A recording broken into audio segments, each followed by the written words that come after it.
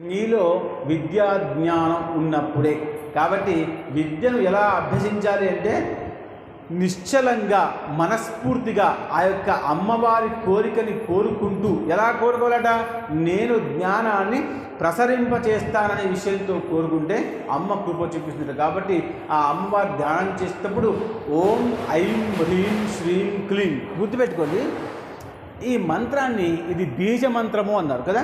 ఈ బీజ మంత్రాన్ని ఎవ్వరికి ఎప్పుడు ఎక్కడ పెద్దగా చెప్పకూడదు. కానీ సరస్వతీమాత విషయానికి వస్తే మాత్రం దోషం లేదు. ఎందుకంటే సరస్వతీమాతే జ్ఞానం ఇస్తుంది కాబట్టి ఇక్కడి నుంచే మూలం కాబట్టి తప్పులేదు. చాలా చిన్న పిల్లవాడు చనుపాలు తాగుతున్నప్పుడు ఆ పిల్లవాడు తల్లిని తన్నవచ్చు, దోషము లేదు. ఉందా? చాలామంది చిన్నపిల్లలు ఈ చేత్తో ఒక సన్యాన్ని పట్టుకొని తాక్కుంటూ కాళ్ళని తన్నుతూ ఉంటారు. అమ్మ ఎంతో